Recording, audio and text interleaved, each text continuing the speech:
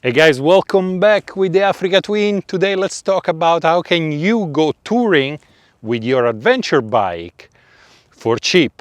But enough with the chit chat, let's get on it.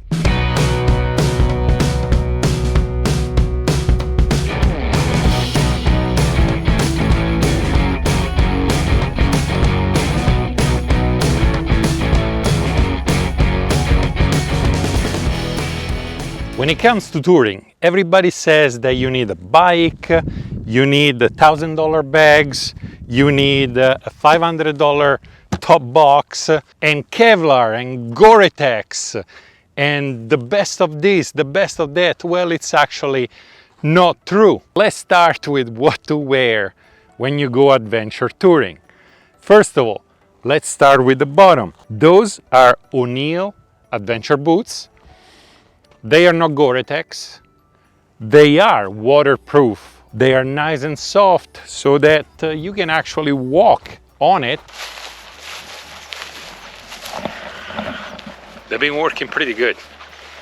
They're comfortable, it's very comfortable to walk on them without looking like you just went skiing and went on touring with your ski boots. Those do not cost a fortune. I believe I paid $170 for these boots and they've been fantastic. I've done miles and miles with them all the way from Los Angeles to Seattle and back. Probably one of the best boots I've bought without having to spend $1,000 for the latest and greatest Gore-Tex, bulletproof, radioactive proof, Chernobyl tested boots out there. Next thing we need to talk about is the pants. Those are Scorpion pants. Scorpion is a reputable brand.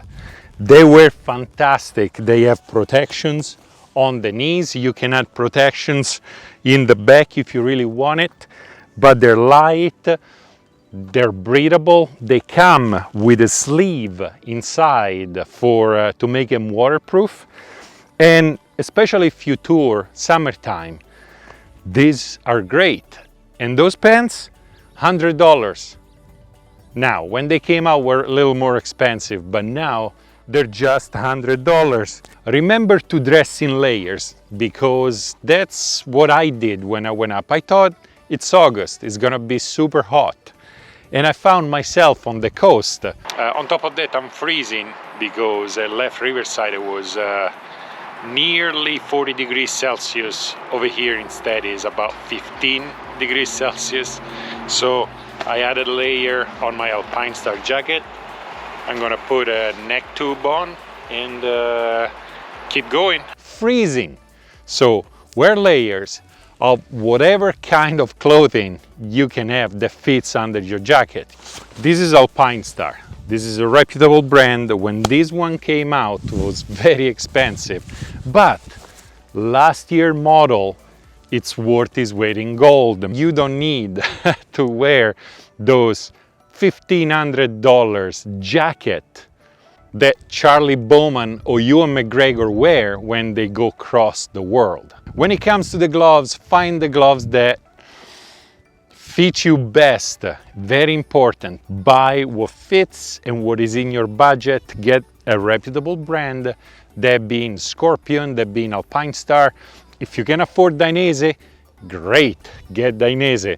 But the brand is not all that important, because if you go thousands of miles with gloves that don't fit you right, that is gonna be a huge problem. When it comes to helmets, I've been wearing Nex helmets now for years. I'm not sponsored by them. I like the versatility of this helmet. I like the fact that you can remove the peak and still keep the visor. And as a matter of fact, the 4,000 miles that I did from here to Seattle and back were all without a peak. Trust me, take the peak off if you're doing a lot of miles.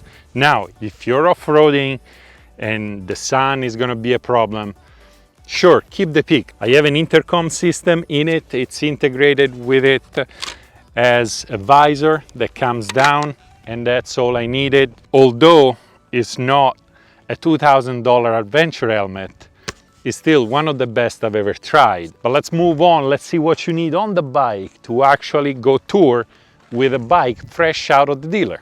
Looking at all those reviews out there, they're gonna make you believe that you need a $1,000 pannier, $500 top box, and whatever super mega special luggage for the bag. When I bought the Africa Twin, I had enough money to buy the base model. I don't have much money left, and I can't tell the wife sincerely, hey, I'm gonna spend $300 plus another $1,000 for the frame and the bags, and then another $500 or so for the top box, because she's gonna stab me while I'm asleep. So instead of risking your life telling the wife that you're gonna spend thousands on stuff you don't need, let me give you a solution, which is still, those bags are not the greatest, but they will do. And they will do very, very well. This 10 bag is $28 on Amazon. It's a magnetic tank, and to be safe, I actually added some clear film so that the tank will not get scratched by the magnets. This is all I need personally. I need the wallet, I need a place to put my gloves, and possibly the camera. And the thing that you need on the spot, like chopstick, but there is no need of super expensive bags that can carry liters and liters of stuff. Trust me on this, every time you go touring, you will overpack. So if it doesn't fit in a configuration like this and you're by yourself, you don't need it. When it comes to the top bag, this is a $20 bag that you can find at Walmart, you can find online. And if you don't trust this with your clothes, you can either put your stuff in a trash bag and then put it inside, rather than having to spend hundreds on a waterproof bag. Those are Viking bags. Those are only $120. They gave it to me, full disclosure, but they didn't send it to me for the Africa Twin. They actually sent it to me for the APRILIA TUONO. Those are for sport bike. The plus of being for sport bikes is that they're small enough and they do not need a frame, so I can put it anywhere. So with $120 for both of them, I have panniers that I can actually carry and use. And trust me, there is enough space in here. Last but not least is the top box. This is not a motorcycle top box. I went to the local Harbor Freight, got this for $40 or something like that, went to the hardware store, bought 4 bolts. I put it on the OEM Africa Twin rear carrier. It's good enough for the important stuff. When I was touring last summer, I was using this for my laptop, my iPad, and whatever else I wanted in a waterproof case that can actually be locked.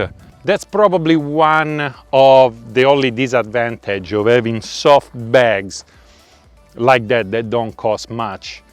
It's you cannot lock it. So much so that my biggest fear throughout the whole trip was that I would need to go number 2 and I would have to leave the bike unattended for a while in a parking lot.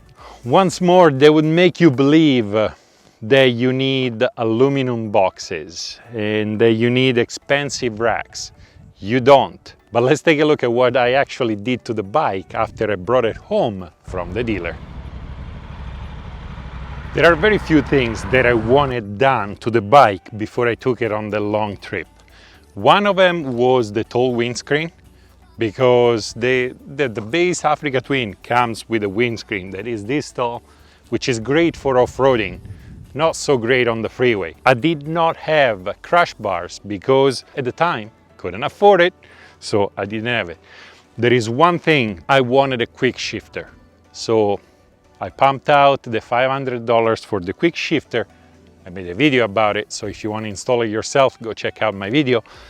But that was one of the things I wanted, so that I didn't have to press the clutch all the time while I was riding. And the quick shifter is fantastic. It's just